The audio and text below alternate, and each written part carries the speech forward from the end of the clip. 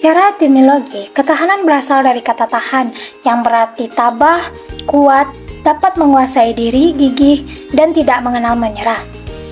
Ketahanan memiliki makna mampu, tahan, dan kuat dalam menghadapi segala bentuk tantangan serta ancaman yang ada.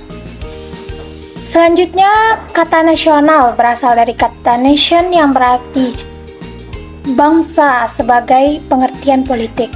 Bangsa dalam pengertian politik ini adalah persekutuan hidup dari orang-orang yang telah bernegara.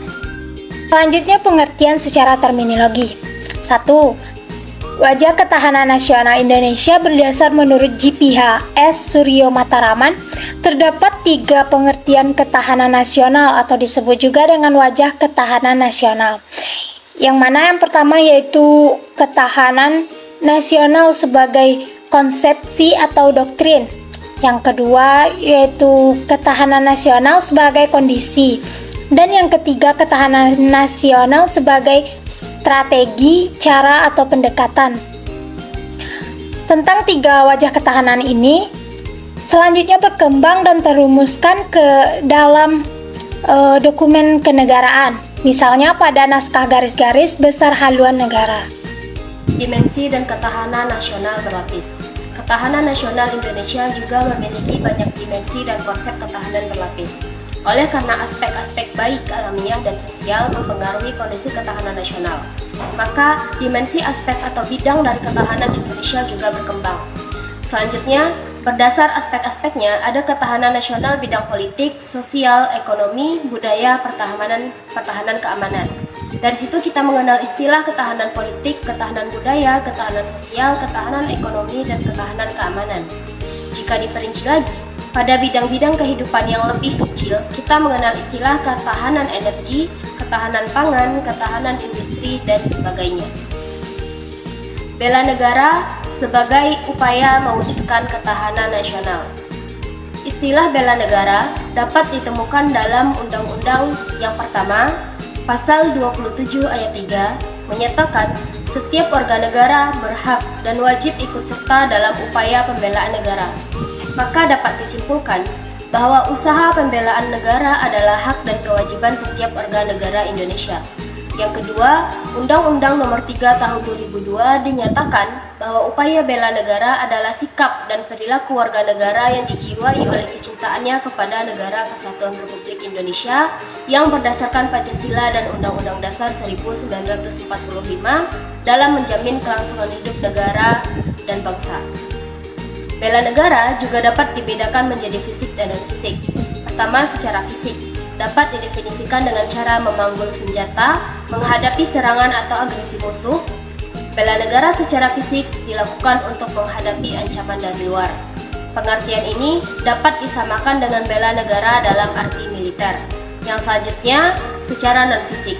Secara non-fisik dapat didefinisikan sebagai segala upaya untuk mempertahankan Negara Kesatuan Republik Indonesia dengan cara meningkatkan kesadaran berbangsa dan bernegara, menanamkan kecintaan terhadap tanah air, serta berperan aktif dalam memajukan bangsa dan negara, termasuk penanggulangan ancaman. Melanjutkan materi selanjutnya yaitu tentang alasan diperlukannya ketahanan nasional dan bela negara. Yang pertama, saya akan menjelaskan tentang alasan diperlukannya ketahanan nasional. Alasan diperlukannya ketahanan nasional adalah untuk menunjang keberhasilan tugas pokok pemerintahan seperti tegaknya hukum dan ketertiban, terwujudnya kesejahteraan dan kemakmuran, terselenggaranya pertahanan dan keamanan, terwujudnya keadilan hukum dan keadilan sosial, serta terdapatnya kesempatan rakyat untuk mengaktualisasi diri dan kelangsungan hidup bangsa dan negara, serta perjuangan mencapai tujuan nasional. Yang selanjutnya yaitu alasan diperlukannya bela negara. Alasan diperlukannya bela negara adalah untuk memainkan peran penting dalam mencegah ancaman dari pihak luar. Ini bisa berupa ancaman militer atau ancaman lainnya yang dapat membahayakan keamanan negara. Sumber historis. Sebagaimana yang kita ketahui, sumber historis ini dapat kita dengar di masa SMP, SMA, bahkan di perguruan tinggi. Nah, Di sini saya akan menjelaskan tentang sumber historis. Sebagaimana yang kita ketahui, sumber historis ini adalah gagasan tentang ketahanan nasional bermula pada awal tahun 1960-an. Bahkan di kalangan militer Angkatan Darat yang disebut dengan Seskoat atau Sunardi 1997. Nah, masa itu sedang meluasnya pengaruh komunisme yang berasal dari Uni Soviet dari Cina.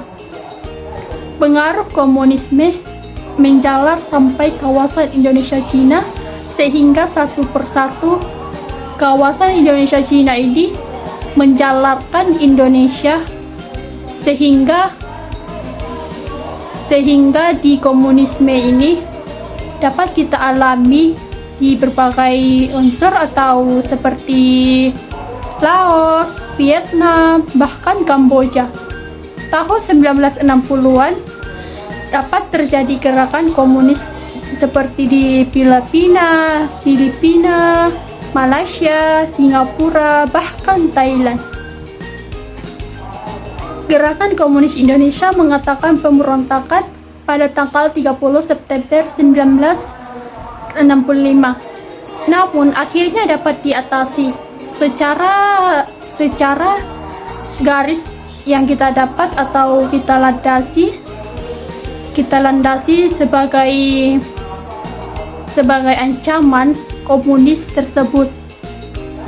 Bahkan menginspirasi para tinggi negara, khususnya para tinggi militer, untuk merumuskan sebuah konsep yang dapat menjawab. Nah, di sini ada yang kita berbagai unsur. Mengapa bangsa Indonesia tetap mampu bertahan menghadapi sebuah ideologi komunis dan bahkan negara-negara lain banyak yang berguguran? Sumber sosiologis. Ketahanan nasional bermula dari ancaman setelah Perang Dingin terhadap budaya dan kebangsaan. Inti ketahanan nasional pada dasarnya berada pada tataran mentalitas bangsa Indonesia sendiri dalam menghadapi dinamika masyarakat sendiri. Dengan berdasarkan pengertian ketahanan nasional sebagai kondisi dinamik bangsa yang ulet dan tangguh menghadapi berbagai ancaman, maka konsepsi ini tetap relevan untuk dijadikan kajian ilmiah. Hal ini disebabkan bentuk ancaman di era modern semakin luas dan kompleks. Bahkan, ancaman yang sifatnya non-fisik dan non-militer lebih banyak secara masif amat mempengaruhi kondisi ketahanan nasional. Ketahanan nasional tetaplah relevan sebagai kekuatan penangkalan dalam suasana sekarang maupun nanti. Sebab, ancaman setelah berakhirnya Perang Dingin lebih banyak bergeser ke arah non-fisik, antara lain budaya dan kebangsaan. Sudarjat 1996 halaman 1-2. Sumber politik tentang ketahanan nasional dan bela negara. Ketahanan nasional adalah lembaga pertahanan nasional atau Lemhanas. Konsep ketahanan nasional kemudian dimasukkan ke dalam GBHN, yakni TAP MPR nomor 4 MPR 1978. Lembaga Ketahanan Nasional atau Lemhanas Republik Indonesia sebagai lembaga yang mengembangkan konsep ketahanan nasional Indonesia sudah membuat badan khusus yang bertugas untuk mengukur tingkat ketahanan Indonesia. Badan ini dinamakan Laboratorium Pengukuran Ketahanan Nasional sebagai bagian dari Lemhanas Republik Indonesia. Di era sekarang ini, ketahanan nasional dipengaruhi oleh kondisi ketidakadilan sebagai musuh bersama. Konsep ketahanan juga tidak hanya ketahanan nasional, tetapi konsepsi yang berlapis atau ketahanan berlapis, yakni ketahanan daerah, ketahanan regional, dan ketahanan nasional. Selain itu, ketahanan nasional juga mencakup berbagai aspek, seperti ketahanan pangan dan ketahanan energi. Aspek-aspek tersebut dapat ditemukan dalam Rencana Pembangunan Jangka Menengah Nasional atau RMJN 2010-2015. Ketahanan saat ini ditekankan pada ketahanan kondisi. Tinggi rendahnya ketahanan nasional dipengaruhi oleh unsur ketahanan itu sendiri.